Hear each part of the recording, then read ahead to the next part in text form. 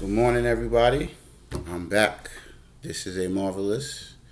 Thank you for coming by. Thank you for giving me your attention because those are definitely two things that you cannot get back. So, definitely want you to know that I appreciate it. And happy Father's Day to all the fathers. And that's why I had to definitely do a video today. Today is a day of appreciation. So, with that, I want to start this video off with a quote. I think it's a quote that everybody should adopt. Successful people give more praise than unsuccessful people. So the point of this video, which was inspired by my brother Quinn and someone that I was just on the phone with, we'll call him Mr. Martinez, really to a lot of people that I talk to. I talk to a lot of people every day, but this one really is for everyone, but they kind of inspired this one.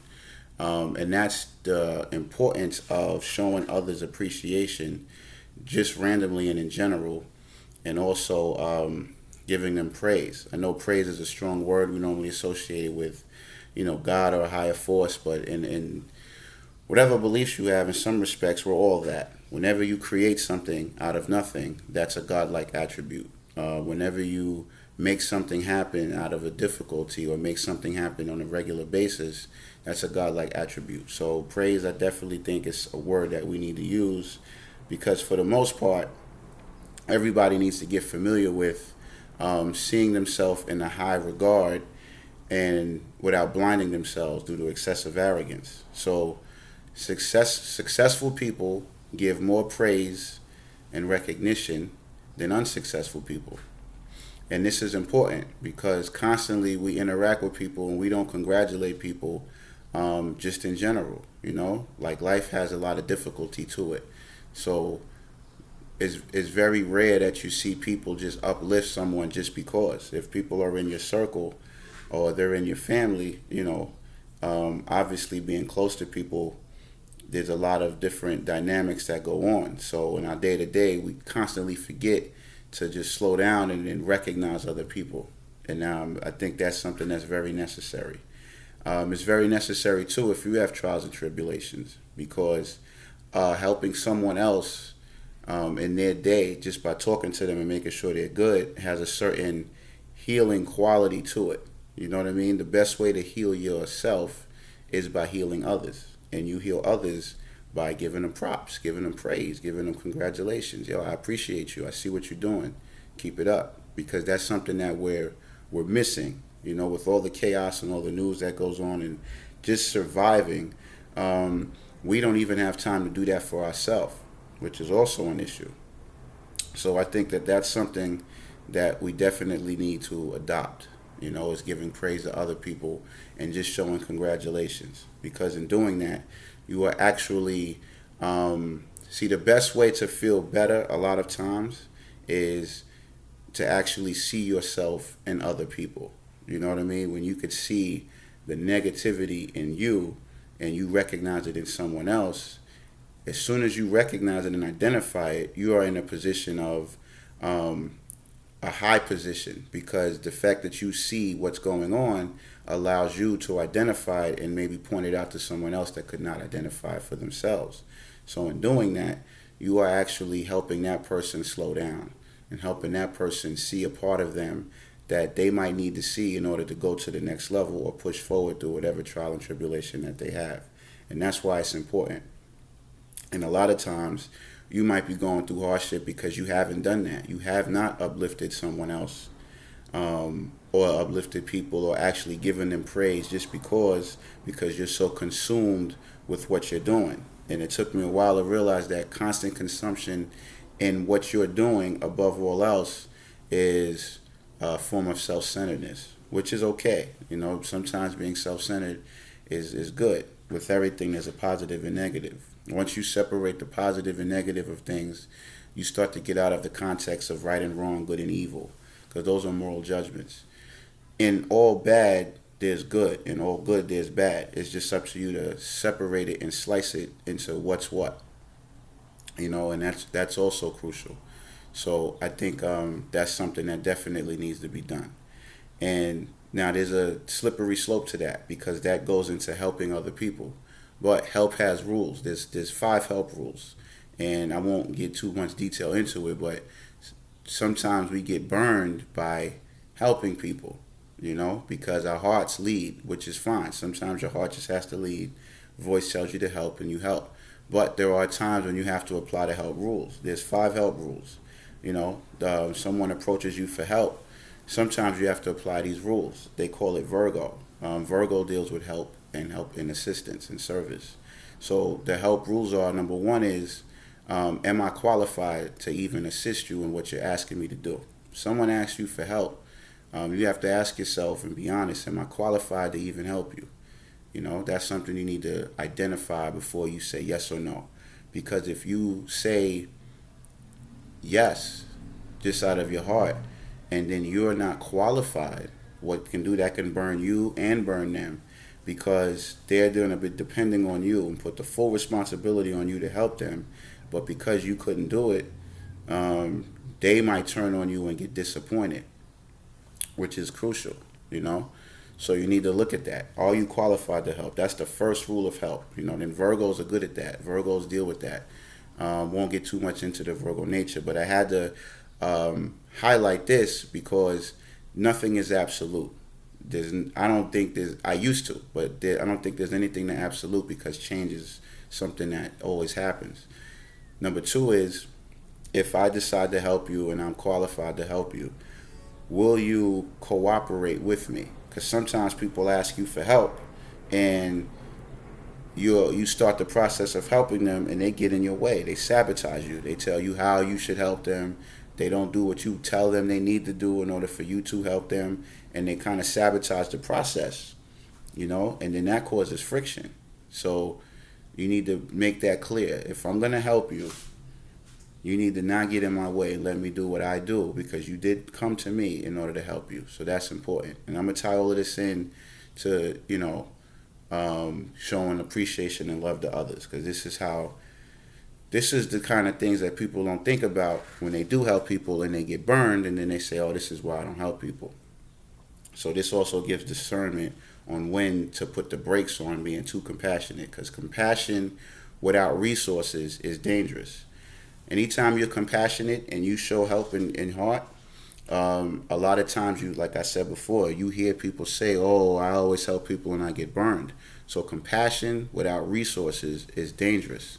So you have to apply help rules to each situation when it comes to helping others. Number 3 is, once you got their cooperation and their promise, even if you have to sign something, do it. Once they understand that they have to get out of your way and just pretty much do what you say when you offer them help, then you have to pretty much, and this is a real hard part with people, because this is a test between compassion and being stern. And this is why Virgo comes after Cancer and Leo, because Cancers deal with the emotions of uplifting a family. Family is just not blood. Family, whoever is you consider close to you that's in your unit. That's Cancer. And then Leo deals with actually leadership and having people, bringing other people up as leaders. And that's also a compassionate thing. That's why they rule the heart. We don't get into the stern compensation aspect of help until we get to Virgo. So number 3 is, what's in it for me? And this is something that takes practice. You know what I mean? I still, at some point struggle with it. But you have to practice this in increments so you don't shock people. Because if you're not used to asking for something in return for what you give, and then you introduce that to the person or to your environment, it's going to come as a shock, because this isn't a regular pattern of behavior that you do. And that, I'm a sidebar on that. When you're changing your life, you have to be mindful that change in your life means change in your environment. You start to transform the things around you and the people around you. And they're not aware of that. It's not like you send them a memo and say, listen, I'm growing and I'm changing. I need y'all to be on alert. It doesn't work that way. Even if you did give them a memo, they'd say, so what? So with that, when you're changing and you recognize that you're changing and you're eliminating certain habits and you're adding certain habits, you need to be mindful of the adaptation aspect of it with your surroundings. Just because you're changing, you have to understand your surroundings are used to the old you. So they are going to need time to adjust. So you understand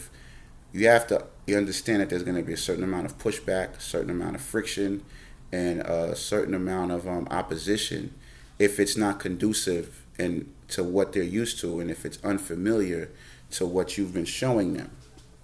So keep that in mind. Anytime you're changing and growing, you have to allow your environment to adapt to that. That's just a law of adaptation. Adaptation takes time depending upon who's adapting and what's being adapted to. So that's why number 3 is important, to help rules. These are the help rules that helps you become compassionate more without you feeling that you're giving more than you're receiving. Because what happens is when you start to feel like you're giving more than you're receiving, you start to act out in ways in which you become grumpy, or you start to say and do things towards the people that you feel you've helped and haven't gotten compensated. They start to pick it up from your tone of voice and how you're acting to them. So without hitting them off guard, get in the habit of asking what's in it for you, even if it's a little test. If you help someone or you've been helping someone, get used to saying, hey, listen, you mind, if you're in the store with them, can you get me that? Simple test, you know what I mean? And just practice. And then if you notice that the person always has a resistance to it or some excuse, then you can start to take inventory and say, okay, maybe this person isn't a reciprocator. Then you can start adjusting accordingly. So number 3 is very difficult, because when you're used to giving, you're not used to taking. And we have a negative connotation with taking. We don't know how to receive. There's some people are under the guise that when you give, you're in the power position, which is true. But what people don't realize is that the giver is also giving something because there's something that they need filled. So keep that in mind. Get used to asking for things, especially in exchange for what you give. It's not an absolute thing, but get in the habit of practicing that. Because the more you do this, the more you're able to distinguish the type of help you give. There are some situations where you don't do help rules. You just help because you want to help, period, and you keep it moving. But there are times when you need to employ these help rules, because if you keep helping, you will be dragged under. If you're in a position where even materially, mentally, emotionally, whatever it is, that you might be a little higher than someone in your state, and your growth is a little higher than the other person's, you're constantly pulling people up. But it's going to come to a while where you're pulling up so many people that your state and where you're currently at does not allow you to pull so many people up. So these people begin to drag you down, because you're not following the rules of nature. If you have a weight, it's only a certain amount of times that you can have so much weight before you can't lift it and you get pulled down. So therefore, you have to learn how to be pulled up. We don't know how to be pulled up. Being pulled up means that you're allowing someone that has a higher growth than you to pull you up and lift you up. But when it comes to things like pride, we don't take that. So you have to have a healthy balance of pulling people up and being pulled up, which means you have to constantly seek people that know more than you, have more money than you, and are at higher positions than you are, so then you could be pulled up. And that's going to allow you to pull others up. And one way of doing that is knowing how to ask for things, and knowing how to ask for things, especially if you've given, because at the end of the day, this is a material world. We are physical beings, and if you don't do that and you give, you start to feel less appreciated. And lack of appreciation is one of the biggest roots to conflict, to arguing, to fights. It's simply because a person doesn't feel appreciated. So one way for you to be appreciated is to begin practicing on small levels, asking for things, especially when you offer your help. That's important. So that number 3, the help rules, is very, very, this is Virgos know this intuitively. It's just a natural thing, you will not, obviously it depends on the chart, but you will not get a Virgo to just give you something all the time. They will be cold when it comes down to their time and space. But anyway, it's another thing. Number 4 is after you've asked, you have the cooperation, and you recognize that you are in a position in which you can help someone. In fact, you know what? We might stop there. We might stop there because those are things, and I might in another video do the help rules, but those are three most important things to do. And when you interact with people, definitely make sure that you enhance and highlight the positive things that they're doing. You know, because what that does is it puts your interaction on a whole different level. You know what I mean? It puts it on an intelligent level. And when you use intelligence in your day-to-day life, that has a way of making people rise to the occasion. Because in arguments and fights, people are not used to intelligence in arguments and fights. They're just used to hitting below the belt, slinging mud, and that's that. But when you put intelligence on a situation, it kind of salutes the God in them. It kind of brings them to a point to where they're like, okay, if I keep going with this, I look stupid, you know? And that's crucial. So you have to definitely keep that in mind. So it's Father's Day, and that's why I wanted to say that, because at the end of the day, what it all comes down to is everybody wants to be happy. That's it. When it comes down to the root of whatever we're doing, we all want to be happy. We all want to pursue happiness. That's why it's in the Constitution, you know? So that's definitely important. We just want to breathe. There's so much stuff going on that we want to decompress. We don't know how to just relax. You know, if everyone is relaxed or everyone has money in their pocket, how much are we really going to argue? In fact, I will say number 4. Once you've identified if you can help someone, and once you ask what's in it for me when someone approaches you for help, then you need to ask yourself, well, do I have the resources, right? What resources do I need in order to help this person? You know what I mean? You need to get that out the way, because in order to help someone and you're qualified to help them, you know what you have to do. You have to allot time to help this person, and asking what's in it for you actually gives you the compensation to put the time aside and the sacrifice to help this person or to help whatever it is or entity that you're helping. So what resources do you need? Because it's going to take time. It might take money. It's going to take you pulling from your expertise. It's going to take a lot of stuff. So what resources? That's separate than are you qualified? Qualified is a skill set. You know, you could be highly skilled and an expert, but if you don't have as an expert, you know what tools you need. And if you don't have the tools you need to help someone, then you can't perform the function that you promised. Because agreeing to help someone is a contract. And if you violate that contract, you're going to have a dispute. Or if you did perform it and a person feels you didn't perform it, then now you have a discrepancy in perception. So having these help rules eliminates that. It's saying, listen, I did my part. We was clear from the beginning. There should be no excuse. So number 4 to help rules is, do you have the resources and tools to carry out what you promised to help with? And lastly is number 5. Because after all of that, we know that life happens. Murphy's Law kicks in, and you might still fall short. You know, you might fall short in the eyes of the person asking you for help, or you might realize, damn, this is a bigger task for what I embarked on. So number 5 is cry, basically, because you failed in your mission to help. So let that person know, listen, I'm going to do the best I can. This is everything that I asked for, but there is a chance because of life that it might not go through. Before I agree, are you okay with that? If they say yes and you don't come through, or they feel you didn't come through, it was already established clearly that this is a possibility. So you both can be upset about it, but at the end of the day, there's no fallout, and everyone is on the same page, and you still keep the relationship, you still keep the friendship. Now, I went through all of that to say this is important when it comes to your interactions, showing people love, showing people appreciation, and reaching out to people and pulling them up, because everybody needs to be pulled up, no matter how strong they are, and everybody wants appreciation, even if they don't show it.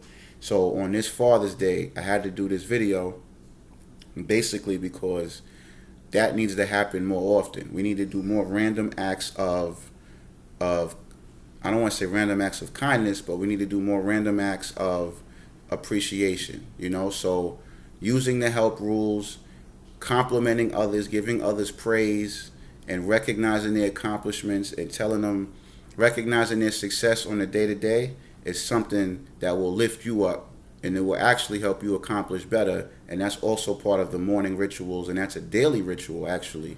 This is a daily ritual that everyone can do, and you'll start to see the difference in your life. You start to see your magnetism increase, and you'll start to see more people reach out to you, to the point to where you'll be so loved and energized that you don't even have time for depression and stuff like that. So with that, happy Father's Day. I hope everyone enjoys themselves. Once again, the help rules, so I could run it down. Number 1, are you qualified to help? Number 2, whoever's asking you, let them know I need your cooperation. Don't get in my way. Number 3, what's in it for me? Number 4, do I have the resources to even help you? And number 5, cry. Because if it doesn't work, you don't want to hear anybody's mouth that you didn't help me, and where everybody's on the same page. So with that, much love.